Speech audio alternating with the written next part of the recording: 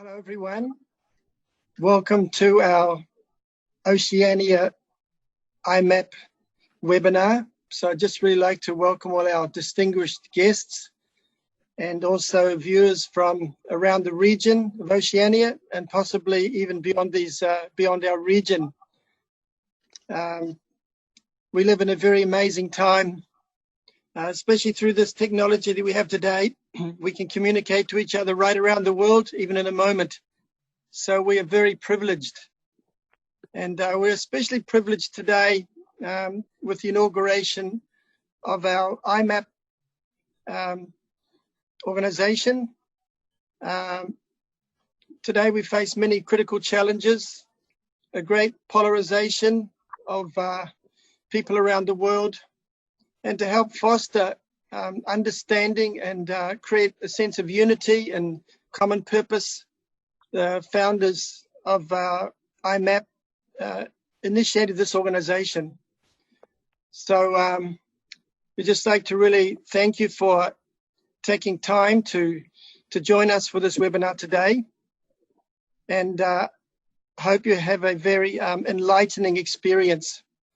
We're very privileged to have speakers from far away as America, and although some might be in the similar nation of Australia, but from Japan, we have Tonga, Vanuatu, here in New Zealand, various speakers who have a very great interest and background in media.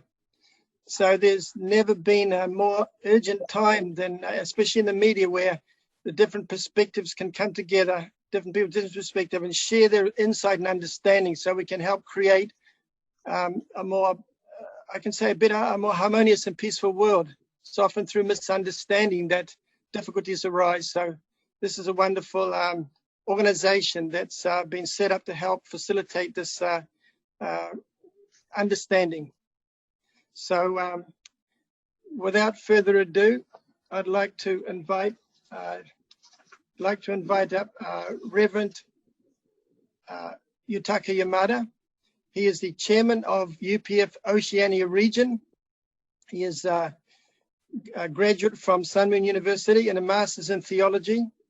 He worked as a youth leader and for college students in Korea.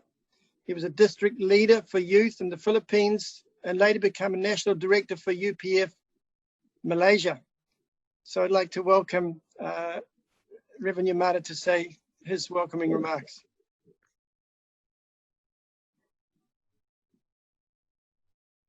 Good morning, everyone. Good morning. Thank you. It is my great pleasure to extend a very warm welcome to Dr. Robert Kittle, Chairman of IMAP in the Asian Pacific region, to all our distinguished panelists, speakers, and viewers from around the world for our UPF Peace Talks webinar featuring the inauguration of the International Media Association for Peace, IMAP Oceania. The theme of the webinar is the quest for trustworthy journalism in an age of unchecked social media and fake news. The founders of the Universal Peace Federation, Father Sam-myung Moon and Mother Hak-cha-han Moon, are primarily religious leaders. However, because of their passionate quest for world peace, their work has not been limited to the field of religion. They have had a tremendous interest in the media. Since 1975, they created many newspapers and publishing enterprises in different parts of the world. When asked why he invested so much effort and resources in media enterprises, Father Moon replied, "My reason is quite simple. It is because I recognize the power of the media. My ultimate goal and desire is to achieve lasting world peace, a peace based upon a system of true values. The achievement of this goal is far more likely to be determined by the work of the media than by military might. In recent times, the internet and social media has created an important extra layer of information and diverse opinion.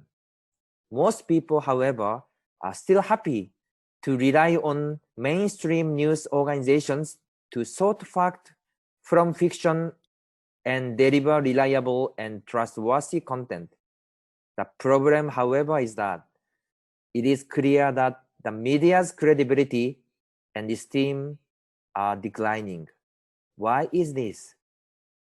The public suspects bias and selfish motivation behind the news reporting, and people see that media practice has become increasingly irresponsible, sensationalistic, and unprincipled. We are therefore confronted with a dilemma. On the one hand, freedom of the press must be preserved, while on the other hand, we need to address the problems of decline in media credibility. The only workable answer to this dilemma is self-imposed integrity and discipline on the part of the media professionals. To be a great journalist, you must be a great human being, living in accord with the moral law of God. Therefore, the challenge of journalism starts from the challenge of being a moral and righteous person. In the words of Father Moon, all of us, before we are journalists or any other kind of professional, are first human beings. The first responsibility of a human being is to exercise freedom in accord with basic moral principles. For the journalist, freedom of the press must be exercised according to certain moral standards that are the common ground for all free men and women. For this reason, as founder of the World Media Association, I emphasize and fight for freedom of the press as well as the moral responsibility of the media. With this in mind, we are very happy to be launching the Oceania branch of IMAP today with this webinar on the theme, The Quest for the Trustworthy Journalism in an Age of Unchecked Social Media and Fake News. We invite media professionals to join together and to fully support this noble endeavor for peace. Thank you once again for your attendance, and on behalf of UPF Oceania, we wish you a fruitful, productive, and enjoyable seminar. Thank you. Thank you very much, Reverend Yamada. The next speaker is Dr. Robert Kittle. He's the IMAP Asia Pacific Coordinator. He is has lived and worked in Asia for more than 40 years. He has an extensive career in the media as an accredited photojournalist for Saga Ilbo, a Korean newspaper, also Seiko Nippo, Japanese newspaper, as well as the United Press International. He was a contributor to the Washington Times and has also written for News World and the Middle East Times and various other magazines. He's also published 14 books, articles, and various curricula on in-depth research papers. He currently resides in Manila with his wife, Teresa, and they have 2 children and a grandchild. So with that, I'd like to welcome up Dr. Robert Kittle. Thank you. Oh, thank you, Gregory. And thank you, Yutaka-san. I have to correct my bio a little bit. I currently live in Chicago because I've been locked out of the Philippines where I'm supposed to be living.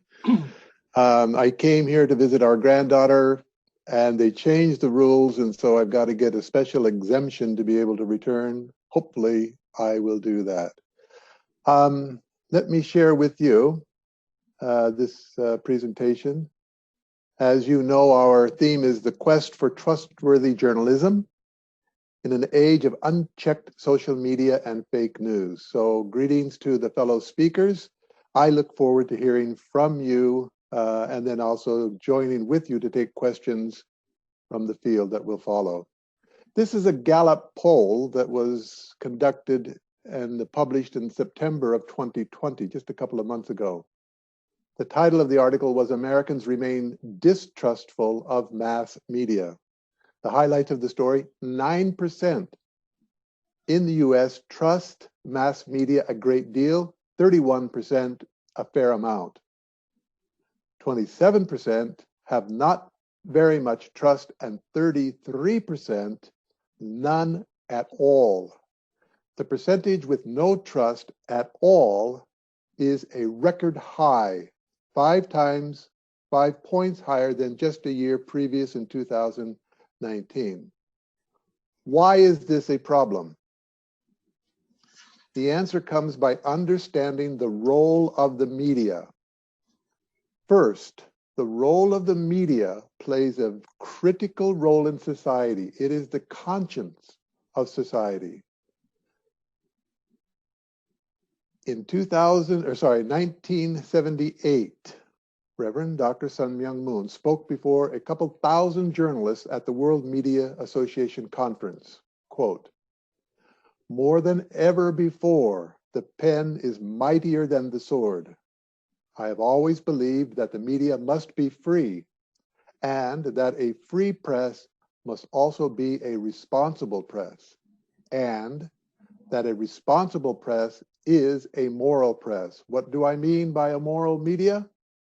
A moral media is society's conscience. The second role that the media plays, and because of that, the media is the teacher or parent of society.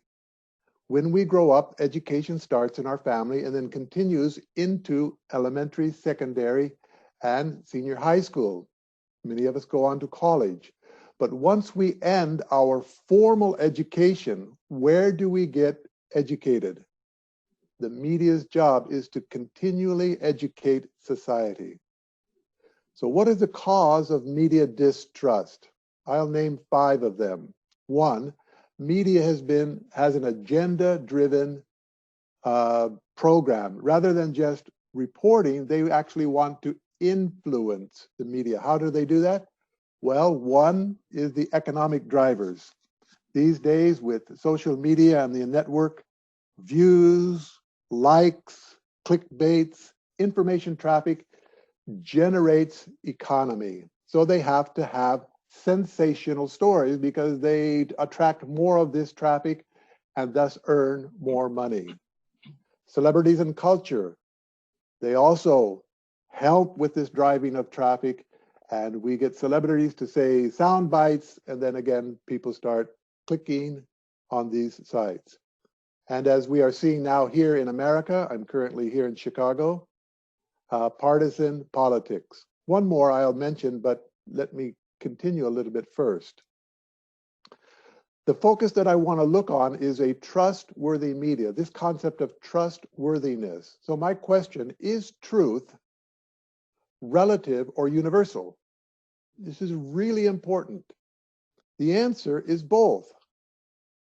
Well, let's then define them because we cannot get them mixed up. They have different values. Relative truth is like a preference. I like chocolate more than vanilla ice cream. That's true, but it's kind of just my preference of ice cream. Absolute truth has an obligation, a moral ought. You ought to do this. It's no longer just a choice. For example, you ought to eat healthy food. Okay, you like chocolate ice cream, but don't just eat only chocolate ice cream all the time. You have an obligation to maintain your health, not only for yourself, but for the others around you so that you can help them and not be a burden to them. You have a moral obligation to obey the traffic rules. It's not a choice. I want to drive on the right or the left. You don't choose. It's an obligation or a moral duty. So the absoluteness of truth has really life and death elements to this. If you drive on the wrong side of the road, you may injure yourself and other people. When we assign the qualities of absolute truth to relative truth, this changes the dynamics or the value of relative truth. Relative truth takes on an element of moral obligation of life and death. You have to eat chocolate. Everybody must eat chocolate ice cream. Let's ban vanilla ice cream. No, we can't do that. And when we deny that an absolute truth exists, then everything becomes relative. If only relative truth exists, then who decides what is truth? There is no real truth. It's just what you like or wish, your preference. Truth is always changing. Can you imagine having a football match and you change the rules every 10 minutes or at halftime? It would be chaotic. There's no common value system to bring us together. And we see that more and more as we kind of negate the absolute values that we need and emphasize more and more the relative values. We become more divided and even hostile, which we are seeing today. So what is the solution? Well, this is one thing that we are trying to address, the World Media Conference. This was at the World Summit earlier this year in Seoul, Korea. The World Media Summit had 500 media persons from 45 nations. This is Mr. Tom McDivitt. He is the chairman of the Washington Times and the International IMAP coordinator. This is the founder of the Universal Peace Federation, the sponsoring organization. It was established in 2005. This conference in Korea was hosted by 3 daily newspapers. These daily newspapers are published in Washington, D.C., Seoul, Korea, Tokyo, Japan, the 3 major powers, and other newspapers. We also have Middle East newspapers. The theme of the conference, and I want to emphasize the latter part, peace, security, and human development, interdependence, mutual prosperity, and universal values. So the 5th cause of the media distrust, and the one that is really not discussed, I believe, we do not have universal values. It's not defined. It doesn't bring us together. So this relativeness divides us. In the inaugural resolution of the founding of IMAP at this conference in Korea in February, I want to quote the conclusion of that. They had signed a resolution. Here we see the mayor of Seoul City as the initial signature. Therefore, said the resolution, as participants in the World Media 2020 and the inaugural International Media Association for Peace Conference with the theme, establishing a global environment of interdependence, mutual prosperity, and universal values, the role of the media, we acknowledge the power of the media to defend freedom, oppose tyranny, and preserve God-given human rights. So these God-given human rights means that there is a set of absolute values. At the conclusion of this same resolution, we, the undersigned, affirm and declare on this day our resolve to create a body of world media that conveys accurate content, addresses challenges of our time, is based on the highest principles of ethical journalism, and understands that universal values are key elements of a world of peace. Well, there's 3 themes to this conference. Interdependence, what does that mean? Well, we all want peace. We want to have relationships that are peaceful and dependable and responsible. Mutual prosperity, we all want development. So it seems like the argument is, well, without peace, you can't have development. Without development, you can't have peace. And both of those are true. But there is something more important that will kind of not just a goal, but the mechanism to find peace and sustainable development. And these are the universal values. What are they? I wish I had more time. I can only kind of just bring the conclusion quickly because I have limited time. There are 2 fundamental, absolute, unchanging universal principles on which peace must be established. And this will apply in the world of media, in the world of religion, in the world of politics, in the world of economics, and in academia. The first one we call a dual purpose principle, the mind and body. Everyone has a mind and body, so it's universal. When this is aligned correctly, we live for the sake of others. The public side is more important. The mind should dominate the body. We need both. It's not a question either or. It's a question of priority and alignment. And when they are aligned correctly, we create goodness. We create good character. We become good people. If I live for others, I'm good. If I live for myself, well, I'm dangerous. I could even hurt and kill other people just for my self-protection, or not self-protection, but self-pleasure. The second universal principle is a pair system principle of man and woman. This is the essence of love, and the reason why every culture, every religion has a ceremony to honor marriage. The ceremony is different, yes, but essentially it's the same. The man and the woman dedicate themselves to each other and carry the responsibility not only for the sexuality of that relationship, but the children that are conceived in that relationship. And they create love. The family is the institution where these two universal principles are learned and nurtured, and then they should be brought into society. So the family is critically important. And again, it is a universal concept. We've always lived in families. And any society where the family values are strong, those societies flourish. And when the family values are weakened, well, that society will decline or collapse. Mother Mood said this, and I will conclude with this presentation in her recent memoir titled Mother of Peace. Love is accompanied by responsibility. Love practiced with moral responsibility is called true love. Thank you very much.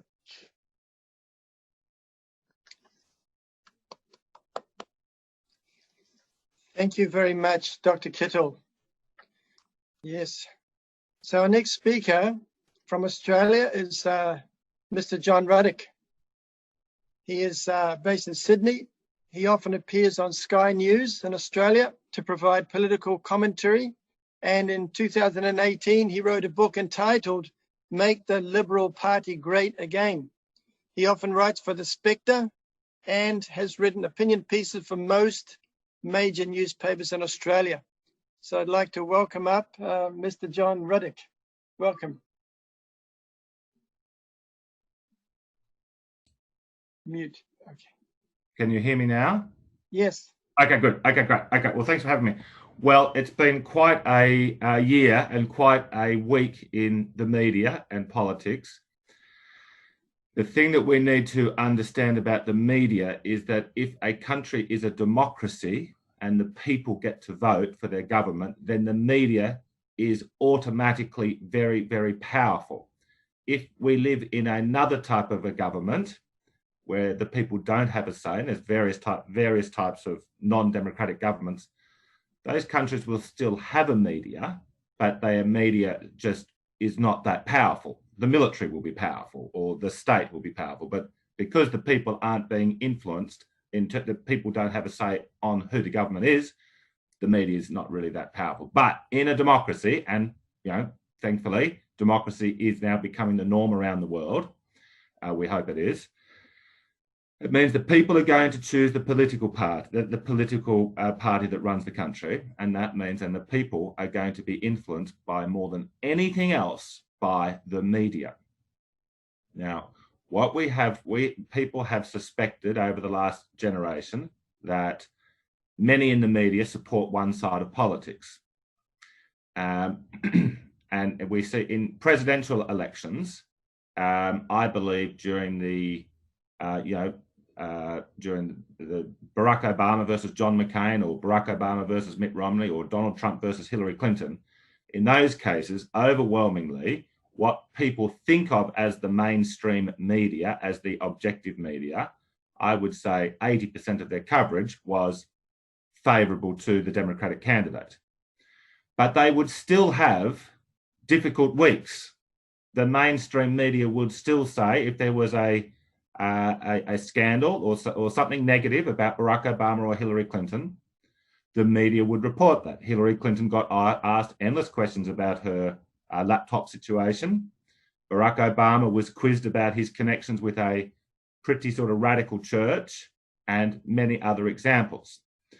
What we have seen this year in the US presidential election, which the whole world has been gripped by, it's not just Americans, it's I think we could go to pretty much every country on earth and people would have been taking, most people would have been taking an interest in what happened in America this week.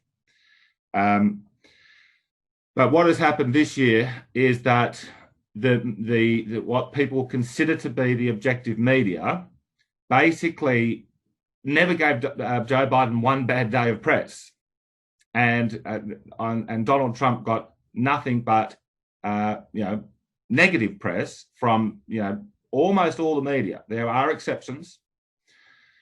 So I believe that Donald Trump has lost this election. I believe he will try to fight this through the courts, but I can't see it being successful. I think that Joe Biden has won this election. So now we need to ask ourselves if we want to live up to the principles of the World Peace Media Organization. And we've got to ask ourselves: is it possible to have the media ideal that Dr. Kittle spelt out at the beginning of his address? Is that possible in today's highly polarized society? Increasingly, to me, it doesn't look like it is. It increasingly looks as though we have partisan media. And those figures that Dr. Kittle mentioned about well over 50% of Americans either completely don't trust the media or don't trust them very much. So I would love to know, and maybe it can be, sort of the goal of this organization, to somehow map, and not to give up on the hope for objective media, and to somehow create the path where that can happen. But I have to admit, I am not very optimistic it can happen. But I would, I don't want to give up hope, and I'd like to know. I'm all open, because I think we've got more media in our lives than ever. We agree that the media is extremely powerful in a democracy. So we now have this monolith, this big organization, the media, which is sort of blaring at us. But look, I guess that we can say on the positive side that there is so much diverse media. So if we went back into the pre-internet age and the pre-cable news age, there really was in America, and I think similar in other countries, there was a handful of big newspapers and there was 3 TV networks. And people really did not have access to alternative views. They might have if you subscribed to a magazine, which a lot of people did. Magazines used to be very popular. I mean, they're really, barely there anymore. But now it doesn't take too much effort to get the alternative version of a story. So it's not all bad, but I am distressed about just how partisan this. I mean, look, I'll finish on this. We had the Hunter Biden laptop situation. Now, there was a lot of very serious allegations flowing around the people that did report on that. But I mean, it would have been good if we could have had a debate in the media to say, okay, maybe some people could have said, look, it's not that serious. Okay, but 90% of the media just refused to discuss that situation. And I think that they were so determined to bring down Donald Trump in any way. And they just thought, look, it doesn't matter what we do. There are no morals if we can just get rid of this figure. I think that's the view that they took. And maybe that was particularly a one-off pronounced situation with Trump. And maybe they'll think, okay, well, we'll get back to being fair in the future. But let's see. So sorry to end on a bit of a negative note, but that's how I'm seeing the media landscape of the world at the moment.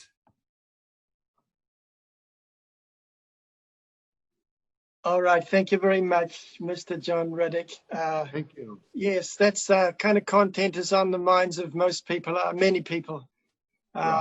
What's going on? Yeah, we need to get to the bottom of it. a lot of personal responsibility to find out what really is going on a lot of the time. Yes. So we just can't leave it up to the media just to believe anything, it seems. All right, now I'm going to invite up now Kennedy Ma'ikafa Whakana Ana Ki Whalua from Tonga. I don't know how I got that one. If it was a pass or not, Kennedy, I'm not sure. All right, so anyway, Kennedy is a strategy consultant from the Kingdom of Tonga. He is currently studying media politics and law at the Auckland University. And he is founder of the Tonga News Hub, the #1 news hub for Tongans with over 28,000 followers on Facebook. He is working on a global initiative called News Hub of the World, which aims to combat fake news and misinformation. Kennedy is also an advocate of world peace and Indigenous peoples' rights. So welcome, Kennedy. Yeah, thank you, Jeffrey. And Maloi Lele, and a warm greetings to you all from the Kingdom of Tonga. Even though I'm from Tonga, but like some of you, I'm currently stuck in Auckland, New Zealand. And because of the border closures due to COVID-19, I'm still here in Auckland. However, during normal times, I travel quite a lot between 3 countries, namely Tonga, New Zealand, and Australia. But if I may, start by saying thank you to Santosh. I think he's also stuck in Fiji. So we seem to be stuck in all over the world due to COVID. Again, it's a pleasure for me to be part of this. And thank you to IMAP for giving someone from Tonga the opportunity to be part of this dialogue. And if I may share a little bit of information about where I'm from. Tonga is in the Pacific or Oceania region. There were only 2 countries that were able to ward off the colonization, Japan and Tonga. However, Tonga, we only have a population of 100,000. So that is a very small amount when you're comparing it to bigger nations. But again, if I can maybe focus my talk, I know I've been given 7 minutes. If I can focus on media strategy, because I feel that is part of the solution. And if I can maybe use the Tonga News Hub as an example. See, I saw this problem years ago. You know, the fake news, the unchecked social media.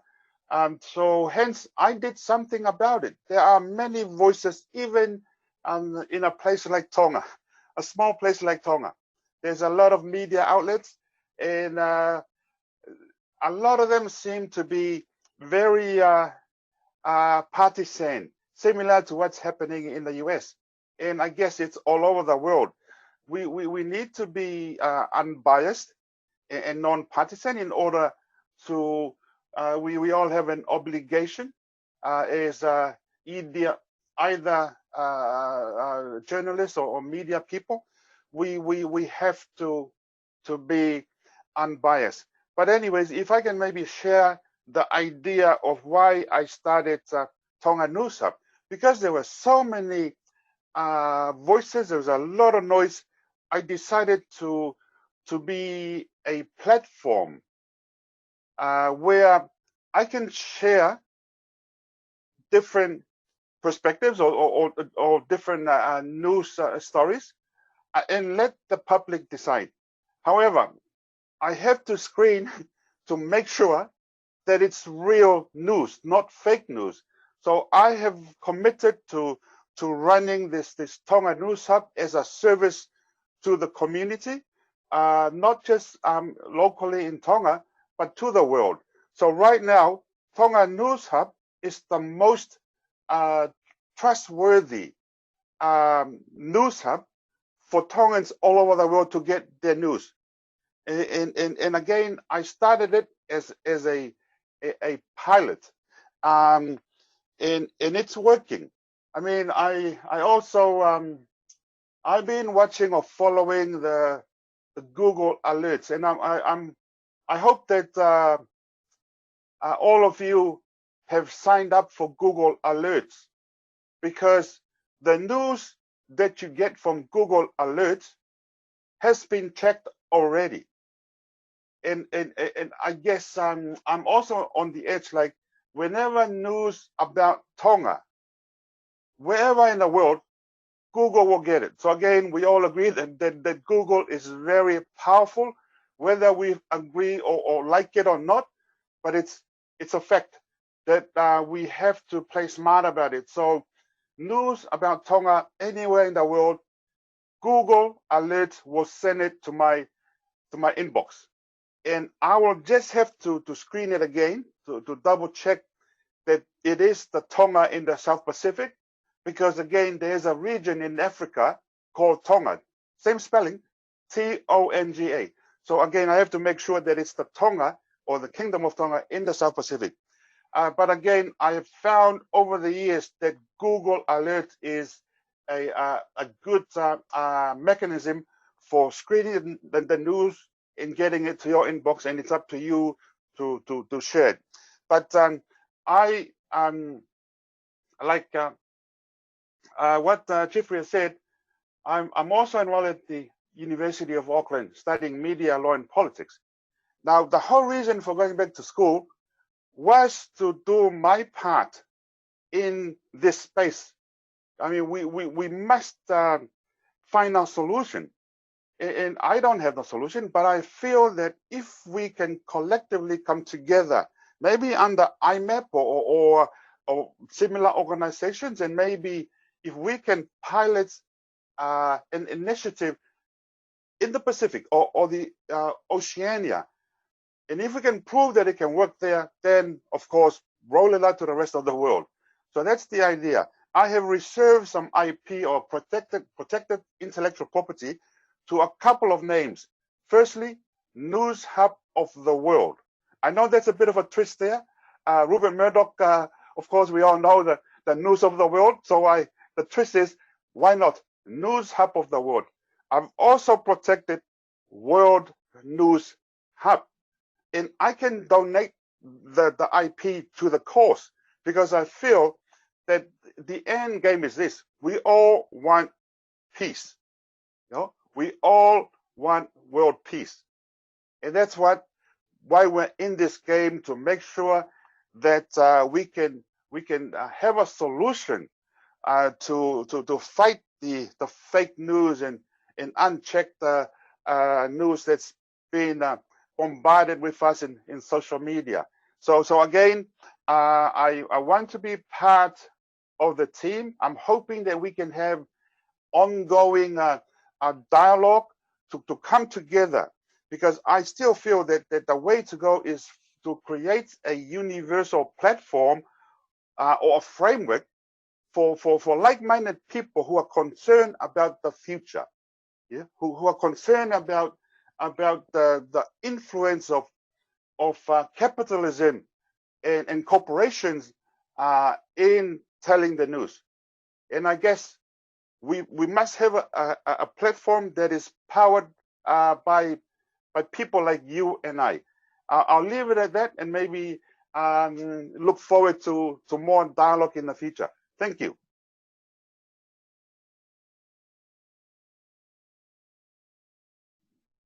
Thank you very much, Kennedy. Yes, I'm sure that a lot of those things you talked about are on a lot of people's minds, and it's amazing when you get collaboration, you know, from people of good conscience. I believe there's a great collective good consciousness in the world, which has been kind of quiet, and sometimes the noisy ones seem to get all the get heard, but and the quieter ones, the reserved ones, are more disciplined and thinking through, you know, actually how we're going to move forward and create the kind of peaceful world that you also envisage together with us. So thank you, Kennedy. So now I'm going to move to Fiji. Paia Halatanu Nawa Kwatabu. How's that? All right. So anyway, she's at the University of the South Pacific. She's been an executive on the Committee for Chinese Student Association and also involvement with Radio Journalists of South Pacific or Pacifica. All right. So Pahia, let's hear your contents. Unmute. Not yet. Unmute. Can you see there? How about now? Can you hear All me? right, that's it. You're on. Okay. Bulavinaka, everyone. Bulavinaka. I am delighted and honored to have been extended an invitation to be part of today's panel on the quest for trustworthy journalism in an age of unchecked social media and fake news. My name is Paya, and I am part of a community-based radio station called Radio Pacific at the University of the South Pacific. We comprise of university students from different faculty disciplines selected as volunteers to be part of Radio Pacific, with an exception to our manager. I myself am from the Faculty of Science. However, I have been a volunteer as a radio announcer for my 4th year now. I have undergone trainings to acquire skills and knowledge that are essential and being an MC. So I will be speaking from my experience as a community-based radio station announcer. I hope that the information I share today will be of interest in some way to those who are watching this webinar and to my fellow distinguished panelists. Our university has an independent news and online publication called One Sol Wara, produced by student journalists of the University of the South Pacific's journalism program. The best of its content is published as a newspaper, which is printed by the Fiji Sun Limited. News attracts audiences that advertisers want to reach, and advertisers pay for access to those audiences. Prior to COVID-19, the Fiji Times Online could only be accessed by first paying for a subscription fee online. The general public would then rely on another free, reliable online news publication called Fiji Village. During COVID-19 lockdown, the Fiji Times Online finally made their online publication free to the general public of Fiji, since there was restriction of movement and an increase in number of unemployment. Digital platforms has allowed the relationship between news producers and news consumers to become more fluid and interactive. Citizens need accurate news to govern themselves effectively in a democratic society. News consumers are no longer passive. Instead, they filter and discuss the content of the news. They can also create it. By creating fake news due to by word of mouth information without any credible source, it can cause nationwide panic. In a similar incident, this was quickly addressed by having that person taken into questioning. So our government is monitoring online posts related to COVID-19, and official press releases are being made to ensure that correct and reliable information is being delivered to the general public. Thank you. Thank you very much, Paya.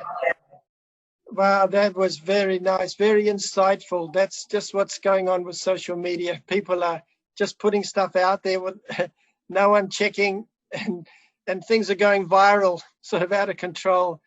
That's really, that's good. Yeah, thank you so much. All right, so next up, we have Heather Maraki from Vanuatu. Right, so Heather's been in the Vanuatu media industry for 13 years, editor of Capital FM 107 Newsroom, manages a team of 4 full-time journalists and 4 freelance journalists, produces audio news for Capital FM 107, and yeah, it covers a population. It's a 24/7 radio station covering 80% of Vanuatu's population, and its contents are in Bislama. So thank you very much, Heather. Let's hear your insight. Good morning and greetings, everyone, from Sunshine Port Vila, the heart of Vanuatu. Firstly, I would like to take this opportunity to thank the Oceania Region UPF Chair, Yutaka Yamada, for the invitation for Vanuatu to be a part of this Peace Talk webinar. Firstly, a brief information about Vanuatu's media industry. Vanuatu, being an island nation, currently has 2 active newspapers, 3 TV channels, and 4 radio stations. COVID-19 is a new disease that not only kills people, but kills economies and financial income for media companies, especially privately owned media companies, are also being affected big time. With experiences from news being shared on social media by individuals to spread rumors, has also forced traditional medias, newspapers, televisions, and radio stations are now forced to create social media pages to inform their audience who are also members of the social media. And this is to make sure that they also share their trustworthy information to their audiences using social media. Social media being accessed by majority of the population in Vanuatu has made media association. In Vanuatu, we have a media association that comprises of all journalists practicing media in Vanuatu. And it has forced the media association to have a meeting recently. And one of the main theme being discussed during the meeting was that it is important that the media association give accredit news or trustworthy companies using social media. And in this way, we can help lead our people or direct our people to trustworthy platforms inside social media.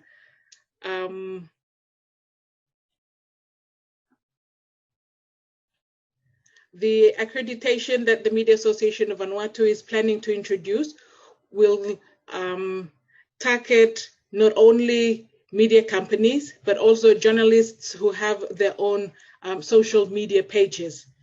This accreditation is one way of leading social media users to trustworthy information from trustworthy independent journalism. And in doing so, we can help reduce the risk of people connecting to rumors and speculations that does not promote peace.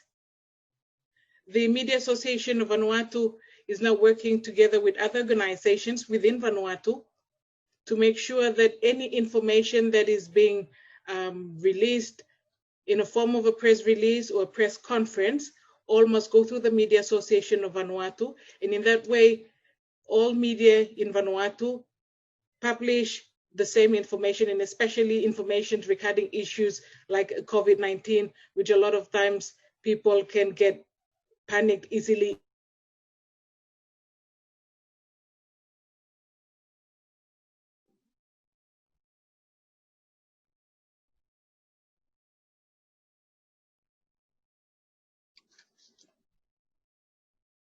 Thank you. All right. Thank you, Heather. We missed out a little bit towards the end there. I think it was lagging way across the ocean to Vanuatu. Anyway, thank you very much, Heather.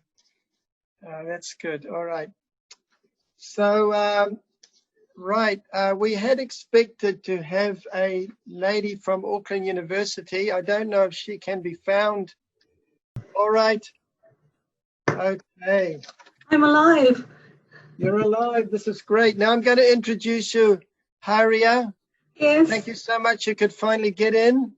Thank you. That's all right. That's great. All right. So this is Haria Raman from New Zealand.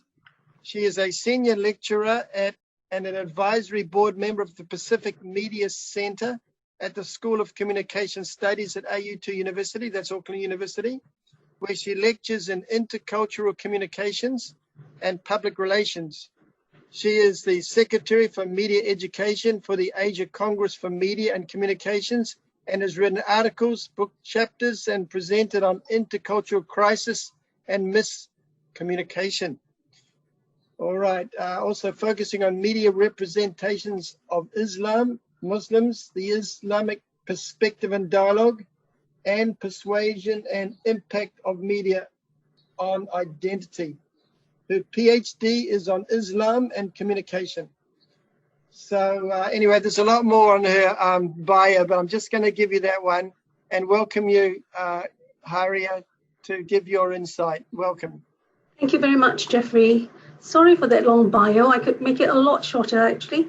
Shall I share the screen? I've just got a one slide that I think will help focus us. So essentially, that's what I'll be covering. Kia ora, everyone, and salam. That's peace and hello. Maori greeting, kia ora. I'd like to start by looking at the meaning of trust, and what we mean when we say something is trustworthy. I will then briefly discuss why there is fake news and unchecked information on social media and whose job it is to, check the spread of falsehood. I'll then mention just a couple of misrepresentations or stories in the media that lack accurate information, and I'll close with several recommendations. So, what Kennedy was talking about, strategies that, journalists can, for example, use in order to be more trustworthy. So how do we define trust? Well, there's a lot said in trust literature, from types and nature of trusting relationships, the levels and context of trust as well. But for this discussion, because we have 7 minutes, we can view trust in two ways.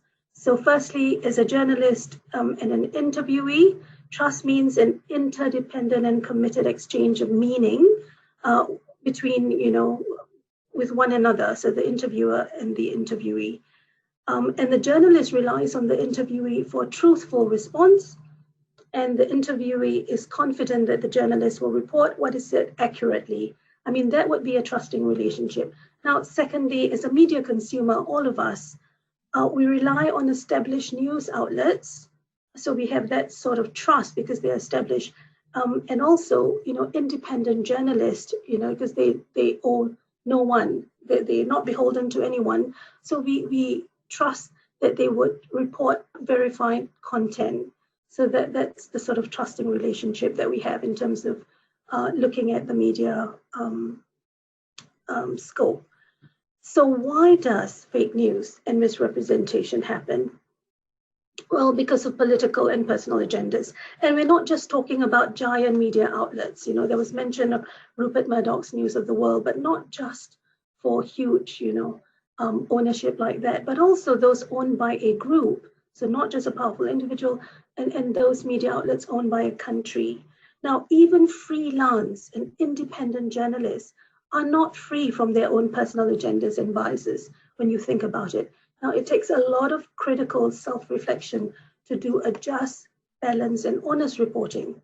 So my first recommendation is to know your own biases and to own it. Now, even in citizenship journalism, you've got people, today we own our own pages, our social media pages, and we are free to tell our own stories. Why not? But false content happen when we tell other people's stories that are alien to our own culture, and we are wearing a different sort of cultural lens when we are trying to report some of the people's stories. Now, another recommendation that I have is that we ask the right questions to the right people when you're telling a story, especially when the news involves intercultural stories. We need to ask ourselves if the sources we seek are true and if it's a fair representation of those we write about. So you see, when journalists write about people and practices outside of their own cultural understanding, they start there's a starting point, and the starting point is your own, cultural values and your own cultural understanding. So there's a natural preference to think about our culture as better. So for example, there was an editorial in Fairfax Media, this was in 2016, where the editor very magnanimously fought for the right of the Muslim woman to wear her burkini in France, not just because it's a human right to wear a cultural religious dress code, but because Western democracy is superior to foreign governments, and that France should allow these culturally backward people their civil liberties. Now, the tone of that particular article. So you've got, if you look at the visual, it's the one in the middle. You've got a woman wearing what looks like a diving suit looking away. She's quite mysterious. You can't see her face. So she's pretty faceless. The tone of that particular article was patronizing and self-congratulatory. It frames the Muslim woman as pitiful, helpless, inferior, deserving protection and benevolence. Right? Now, another consequence of othering, looking at someone else from your own lenses, would be using negative labeling and interpretation of terms, unfamiliar and foreign, all right, to Western media. So for example, the term jihad. So there's another joint article that I wrote with a colleague, and we look at, what jihad is linked to. And if you look at the big data, it's, it's linked to terrorism. So jihad for,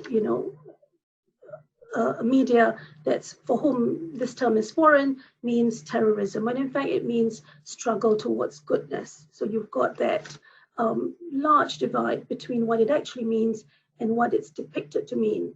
Now, there was an article in Otago Times. So if you look at the visual at the very bottom, it's about jihadi brides, where the content was completely unverified and the tone incited fear and panic. It was alarming, and it focused on quoted information that was not verified. So for example, they talked about less than a dozen jihadi brides traveled to Iraq from New Zealand, and that there were a range of backgrounds and a range of ages. But when this informer was asked who these people were and if they were tracked, the answer was, oh, we don't know. So how this story, came to be published is anybody's guess.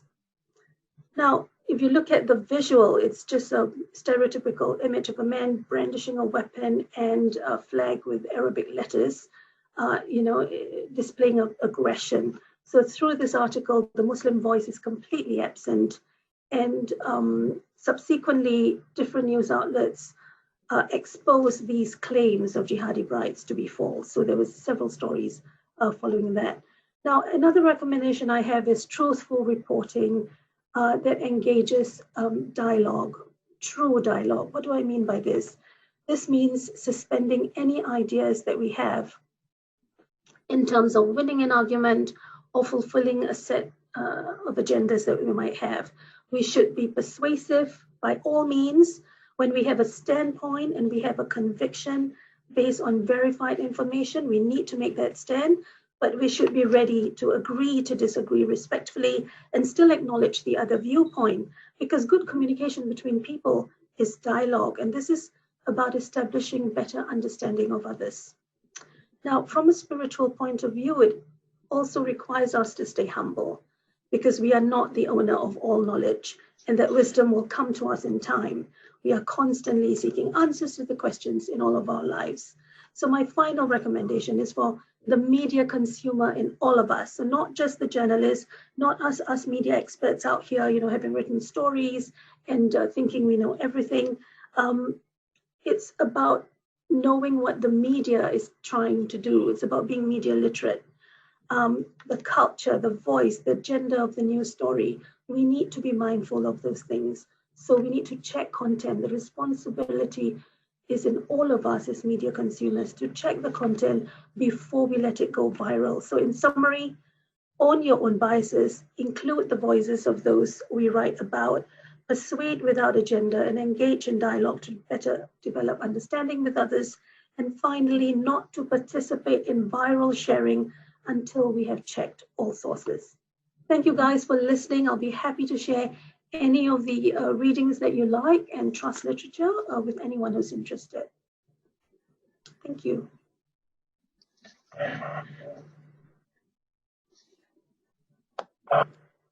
Thank you much.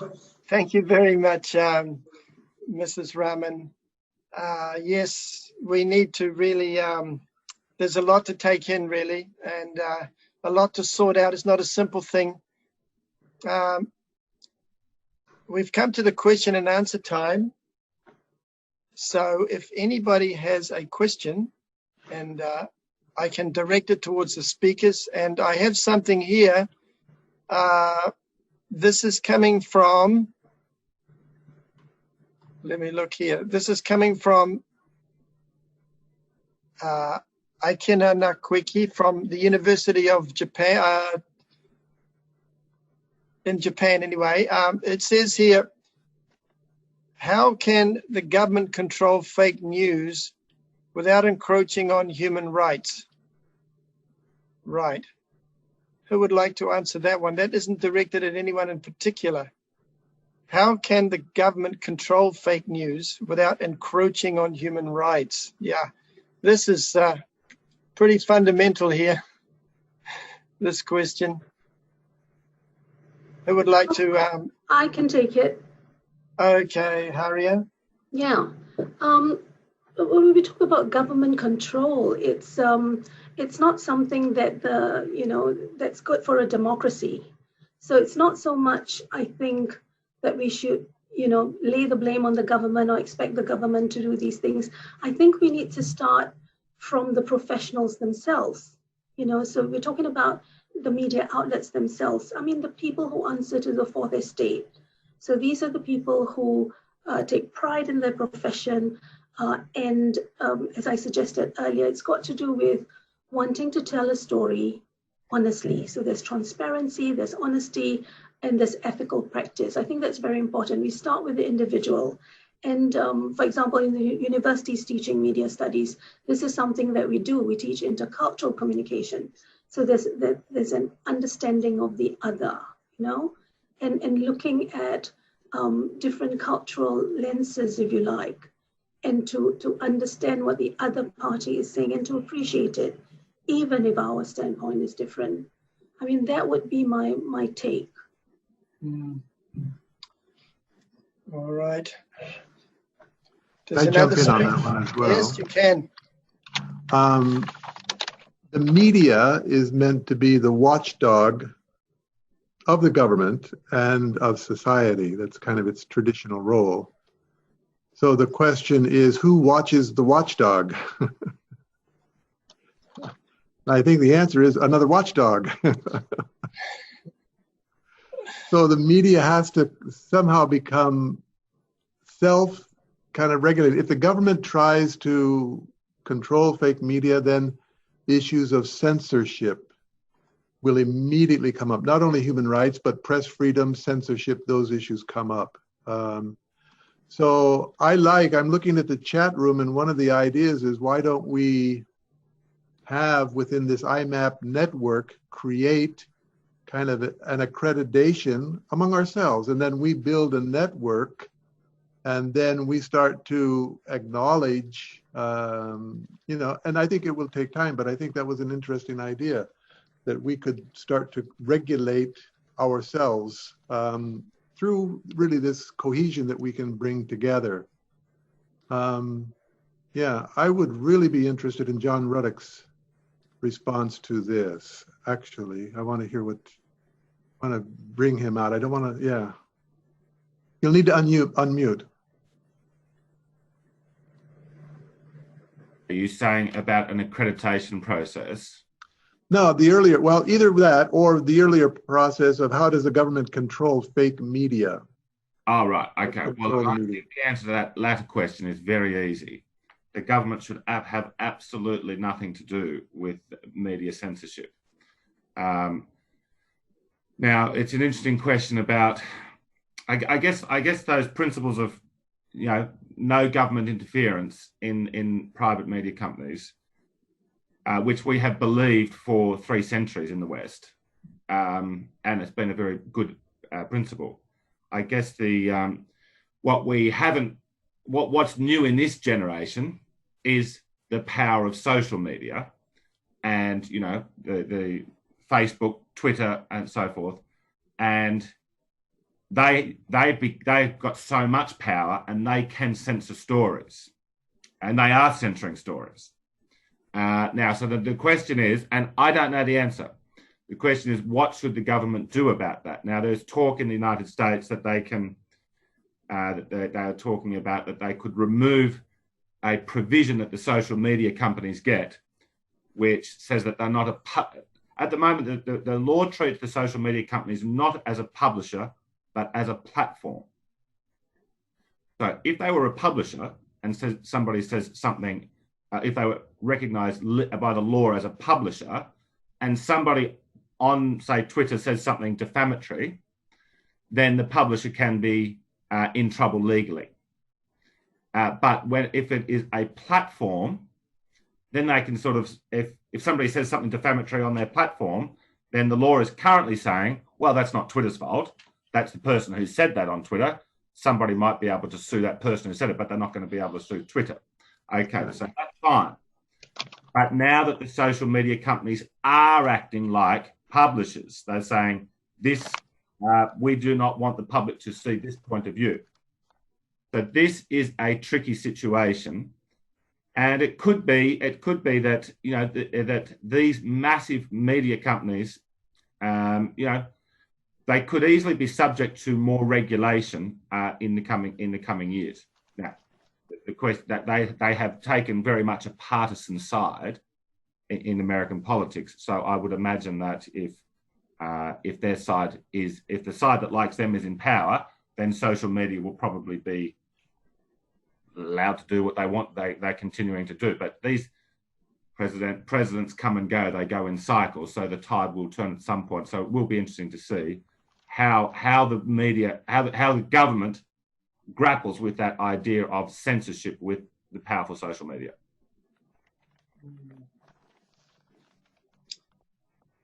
Thank you very much, John. Yes. Anyone else has a comment? Do we have another question?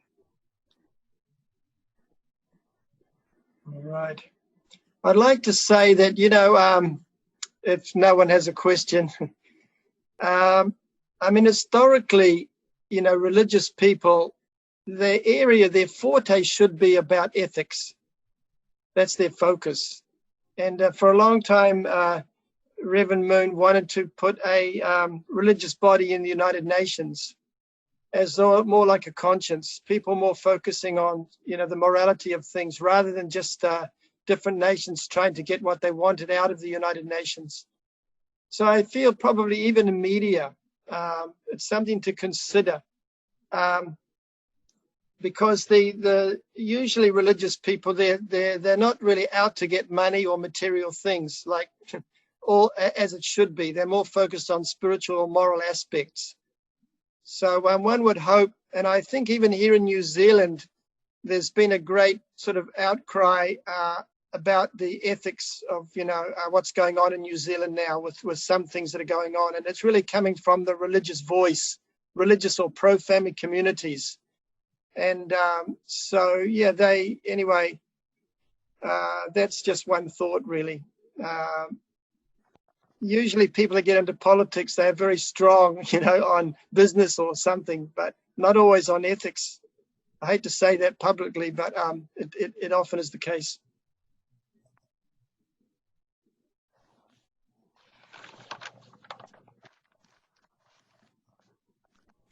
Particularly in the Pacifica community, I will say that, because they've got a very strong kind of Christian culture or religious culture. And they are really a very strong point for New Zealand, I will say. But they can combine with other religious communities in New Zealand to help make a good conscience for the nation. All right. Jeffrey, can I just add? I think, can you hear me? I can. Yeah. Can I just add? I think it's a great thing that we've got other ethnic media. You know, so for example, Kennedy was talking about the Tonga News Hub, and I think that's excellent because we need to have more diverse voices. So we don't just get one story from one cultural sort of perspective. So I think it's a good thing that you've got, you know, you know, all these other voices. And it was something that John said as well, Mr. Rajik, when he talked about, you know, the partisan viewpoint, and that, you know, sometimes when you go after something, you let everything else fall by the wayside. I think it's very important to hear all the different voices and opinions, you know, and unless the content is completely unverified and, you know, just false, you know, and you can trace that, then you can say this, you know, this is the absolute truth, as Dr. Kittle pointed out. And I think that's very important that we know the difference. Can I just say there was a request for trust literature? Can I just say it's huge? I mean, I've got a lot of readings. I'm very happy to share some of them. So if I could just email yourself as Secretary General, or you know, Mr. Kenji, Mr. Watanabe, I can do that, and then you can share with the participants. Yes. Thank you. Yeah, I would like to also, at one point of the chat room, they're asking for my presentation. I will be glad to give it to you as well. I liked Kairia's presentation, especially one point where she said, we need to be humble. And I believe that when we have within our own character this concept of universal values, something beyond me that I don't create but need to follow, and then it gets into the area of like religion in terms of God, and so the Christians and Muslims can say, well, yes, we believe in God, and the Hindus also have that, and even the Buddhists, rather than being a just religious or theological issue, it comes into character. And even Buddhists have this Sanatana Dharma, which is this kind of eternal truth, something that is beyond us. And I believe something of that nature, and it's not just in the media, that's the point. I mean, the UPF is trying to reach so many different areas. We're involved in heads of state, good governance, trying to bring the same concept. Well, how do you establish good government? I mean, it's the same thing with media. How do you establish good media? Or parliamentarians, how do you create good laws? How do you create good media? Again, it's the same kind of question. The economics, how do you manage the vast wealth that we're creating, you know, in a good way? Religions also have to come back to answer on this. What is good within their religion? And academia in the colleges now, where they teach oftentimes kind of very liberal ideas. So this concept that we are grappling with in the media is being grappled with in every other field. And we've got to come together to find some way where we can find these universal values and then begin to advocate them, not for the sake of conversion at all, but for the sake of working together and finding the harmony, ultimately the peace and prosperity that we're looking for that can be sustainable. So I am very excited about the camaraderie that I hear and the interaction of people wanting to work together. It motivates me. I feel I've got to do more in this area of media in this Asia Pacific region. So I thank you so much for that intervention. And I've been to all of your places, you know, all of your locations in you know, I look to go back there again, but thank you for this. It's been very, very enlightening. Thank you. Yeah, Jeffrey, if I can add to the dialogue, you know, I think here, similar to what Korea have said, you know, there needs to be more independent news reporting. You know, journalistic integrity it's very important, but yet the influence of the corporation in telling the news is a problem. You know, of course we've heard you know, the polarized news and all that, but again, what can we do to support independent journalism? Because again, we don't have the reach or the audience that the big media has, but then big media has the money. But luckily that the internet, you know, of course there are pros and cons. The internet gives small voices the opportunity to be heard on the same level as big media. So how or what can we do collectively to support the independent reporting? There is a question here that's kind of related to that in a way. It says here, it seems that there needs to be more education for children and young people to gain media skills and learning to evaluate news and information, right? Evaluate. So it says here, are any of the panelists involved or aware of media evaluating skills being taught in schools from a young age? So that's so as we are all, you know, you're advocating more independent news, but once again, yeah, how to evaluate what, you know, as independent news spreaders, you know, how do we evaluate? Maybe that's one aspect of what you're talking about anyway, Kennedy. Yep.